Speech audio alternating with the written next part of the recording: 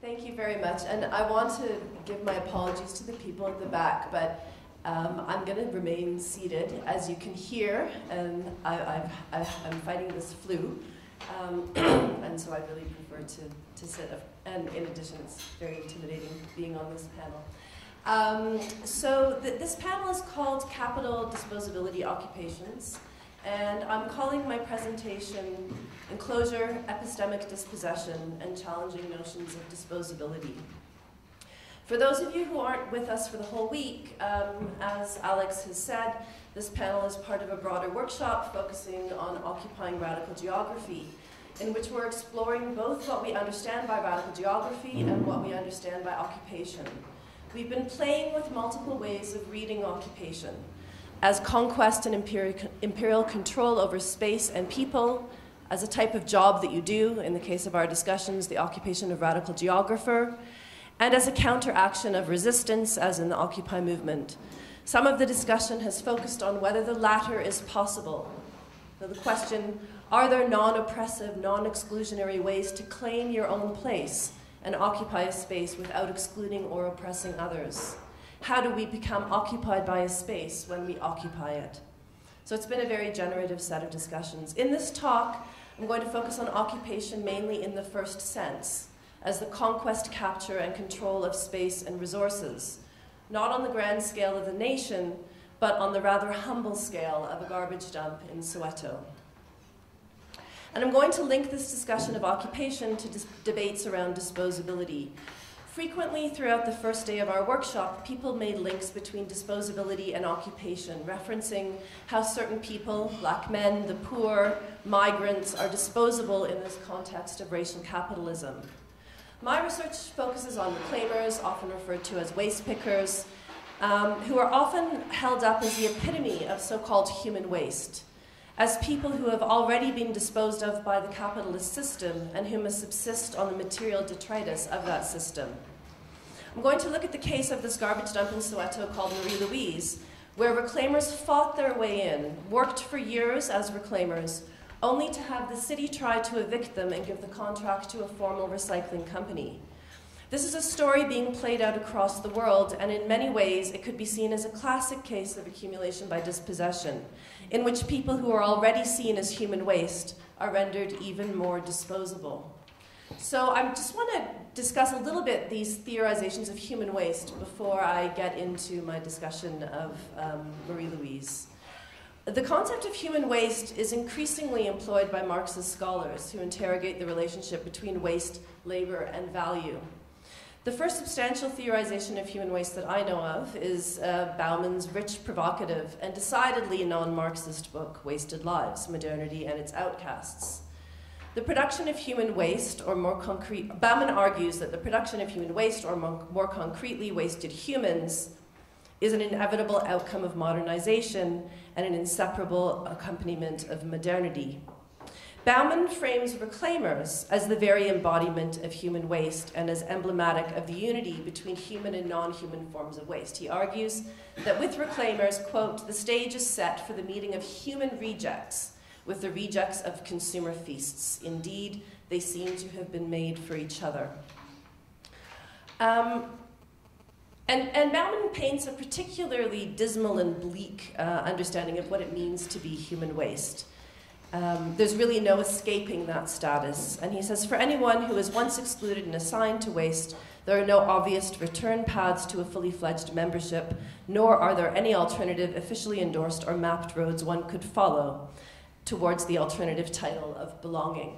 And I've found it quite fascinating that so many critical and Marxist scholars have started using this language of human waste. And there's really three different ways in which they look at it. First, as workers' labor power is exploited in the production of surplus value, their bodies are literally wasted away. Second, as their utility to capital is depleted, the workers themselves are frequently extruded from the production process and supposedly turned into human waste.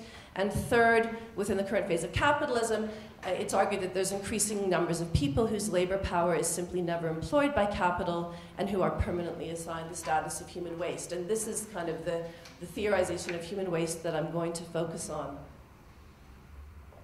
So recently, I took this quite literally in terms of focusing on capital and dispossession. So I'm kind of engaging with more classic political economy debates on accumulation by dispossession.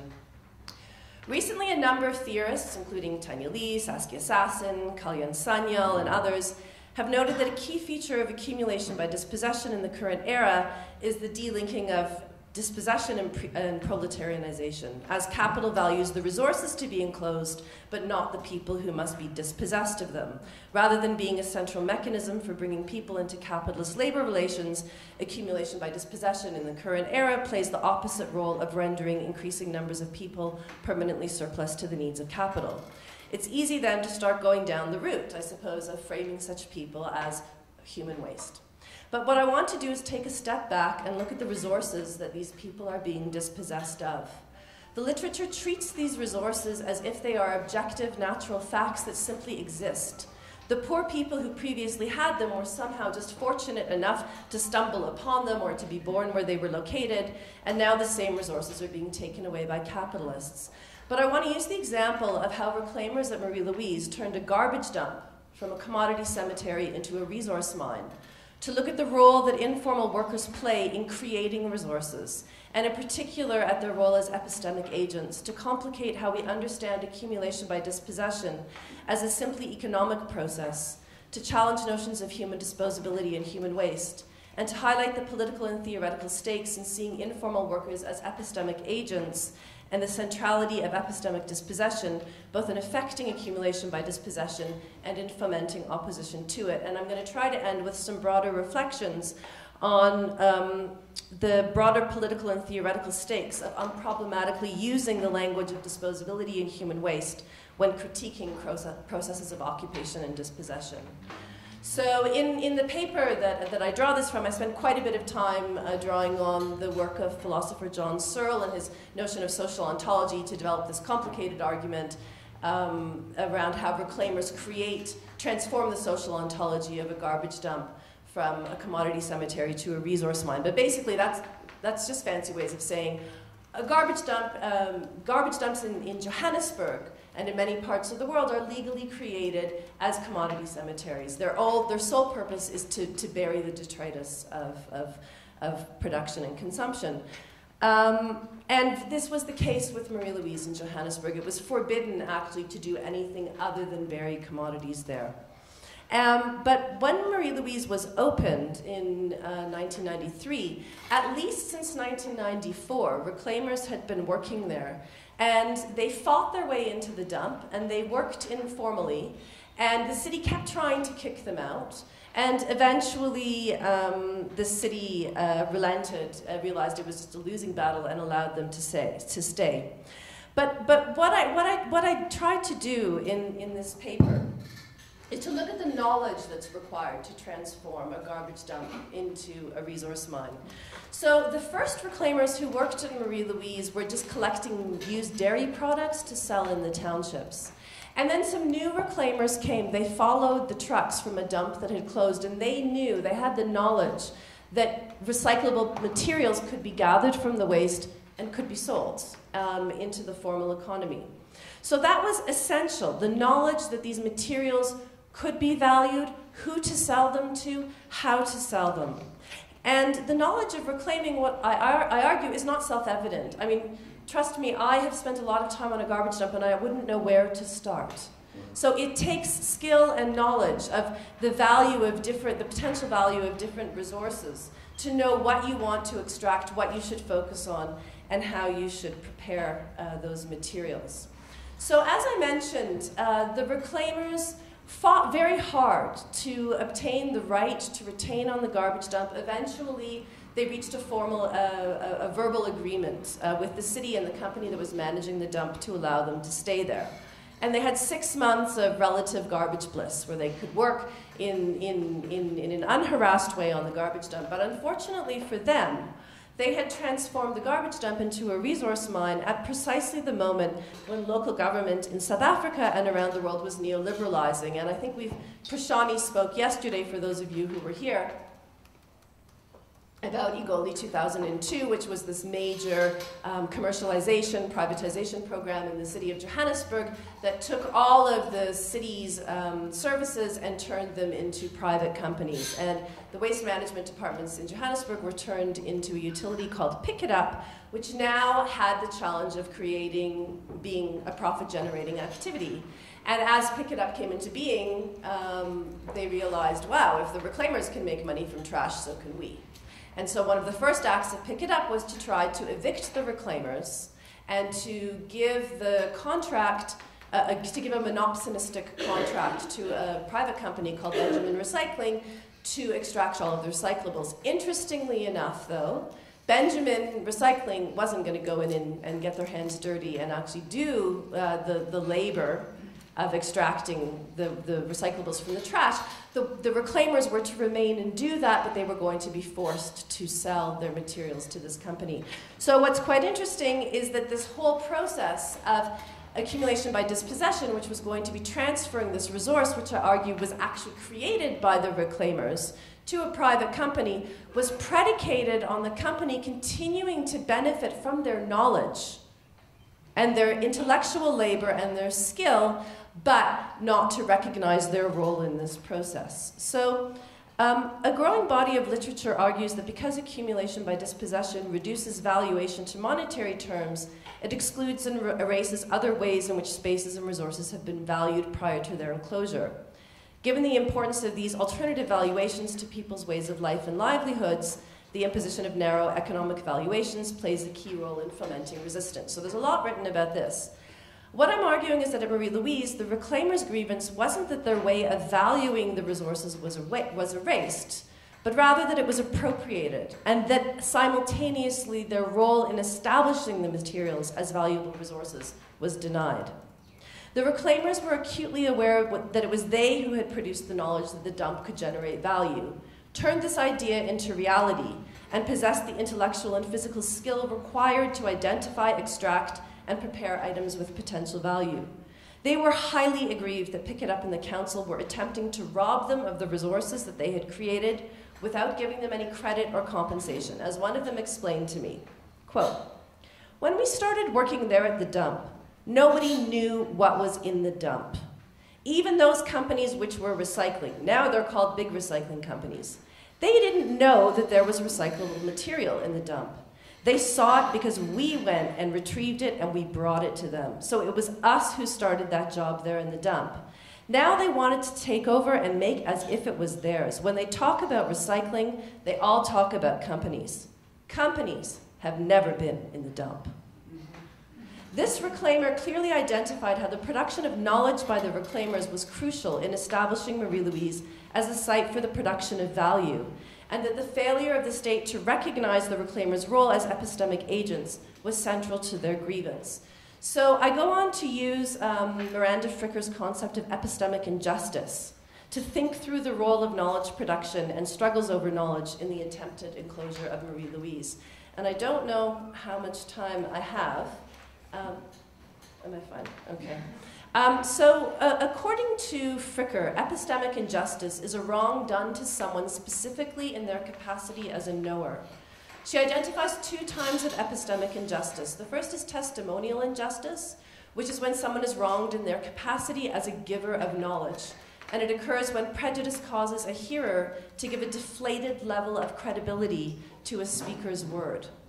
Hermeneutical injustice occurs when there is no concept to describe someone's experience, and when the lack of this concept is harmful and wrongful, as in the era when the concept of sexual harassment did not yet exist, limiting women's ability to understand, protest, and put an end to their sexual harassment. And while someone may suffer a hermeneutical injustice if a concept doesn't exist to describe their condition, according to Fricker, it's only a hermeneutical injustice if the absence of the concept arises out of a coerced, unequal participation in the production of social meaning, or what she calls hermeneutical marginalization. So social identity is central to both testimonial and hermeneutical injustice. Fricker develops two concepts to theorize how social identity enters epistemic practice.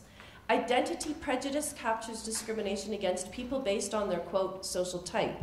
It's the key component of structural testimonial injustice, as the listener deflates the credibility of people's statements based on their social identity. It also enters hermeneutical injustice when prejudice against a social group is used to preclude or limit their hermeneutical participation. Identity power is a form of social power directly dependent upon shared social imaginative conceptions of the social identities of those implicated in the particular operations of power. And she goes on to identify the particular kinds of harm that are caused when the concept used to identify a group is pejorative, and the even greater harm when members of a group lack a different concept to name themselves. This not only shapes how others see them and facilitates testimonial injustice, but can affect the very construction of selfhood. Both testimonial and hermeneutical injustice therefore have identity constructive power. Now, coming back to our garbage dump. Identity prejudice and identity power both inform the erasure of the reclaimer's role in the production of knowledge that underpinned the transformation of Marie-Louise into a resource mine. Pick It Up in the Council consistently referred to the reclaimers as, quote, scavengers. The use of this dehumanizing term was itself a hermeneutical injustice. The labeling of reclaimers as scavengers is widespread around the world. Rather than valuing them for the intimate knowledge they possess about the actual workings of waste management systems and the crucial role they play in it, referring to reclaimers as scavengers enables municipal governments and private companies to dismiss them as nuisances who need to be eradicated. At Marie-Louise, identity prejudice against scavengers facilitated testimonial injustice, in which reclaimers were not considered epistemic agents with useful contributions to make to discussions on the restructuring of the waste system. Deploying identity power, Pick It Up in the Council excluded the reclaimers from consultations and negotiations around the future of recycling at the dump, and unilaterally decided to integrate them in the new system in a way that was limited to exploiting their labor. While Benjamin Recycling would implicitly benefit from the reclaimers' knowledge of recycling, their epistemic role would not be acknowledged or rewarded. So this is another form of epistemic injustice. In addition to being framed as scavengers, the reclaimers suffered the hermeneutical injustice of being denied participation in the process of developing concepts to understand the very social existence of the dump. Identity prejudice, which rendered them nothing more than human waste, meant Pick It Up in the City could at first ignore the way the reclaimers had reconceptualized Marie-Louise as a resource mine, and could then appropriate it without acknowledging that they were the progenitors of this idea. This form of epistemic injustice can, therefore, I argue, be called epistemic dispossession. And what I think is really crucial to look at is the relationship between accumulation by dispossession and epistemic dispossession.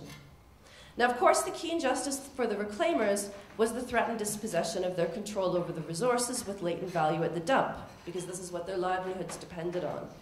But as Fricker notes, the epistemological, ontological, and material are deeply intertwined, because if understandings are structured a certain way, then so are social facts.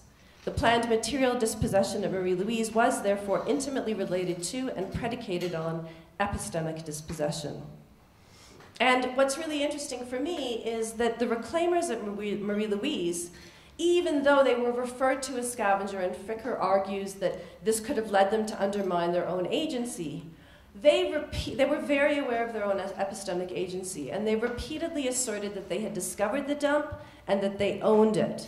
And this confidence in their role as knowledge generators and founders of the dump inspired them to resist its enclosure. Now, I'm sure I've completely run out of time, so I won't go into detail, but basically what ended up happening is, confident in their role as the creators of this resource, the reclaimers then sought legal assistance. The Legal Resources Center supported them, and it appointed George Bezos as their advocate. For those of you who know South Africa, George Bezos represented the treason trialists, all of the many heroes of the liberation struggle, and so this played a crucial role in transforming and solidifying how the reclaimers saw themselves as freedom fighters, not as scavengers.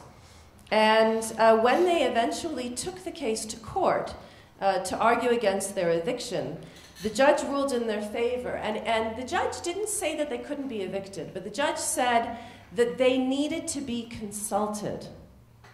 And his ruling was really quite interesting, so I just want to quote from it. He cited minutes of a meeting held between Pick It Up and the reclaimers, where the representative of Pick It Up referred to the reclaimers as scavenger, and he underlined the word in his judgment, and he noted, "This is a degrading and humiliating term," and shows that Harris, the Pick It Up representative, had little regard for the respondents. The judge proceeded to observe that the whole tenor of the minutes reflects contempt for the plight of the respondents. He explicitly stated that he would hope that in the future attempts to resolve this matter, the approach of the applicants, that's Pick It Up and the council, will be less abrasive, and that the dignity of the respondents will be respected. This recognition by the court was crucial for the reclaimers as it established them as epistemic agents with a legitimate right to participate in decision-making processes. And what's really interesting is that to this day, everyone in the city still refers to them as reclaimers. No one would dare use the word scavenger anymore. So I guess what I'm trying to highlight here is that, first of all, it's crucial that we acknowledge the role of informal workers, of people who are cast as human waste, as epistemic agents, people who are generating knowledge and ideas and creating resources. And I just want to end by saying it's crucial that we acknowledge the way in which capital frames certain people as disposable. But it's also crucial for me that we don't fall into the trap of replicating that language and reinitiating that violence in the way that we talk about these issues. And I think that we need to take our inspiration from the reclaimers of Pick It Up at Marie Louise in how we do this. Thank you.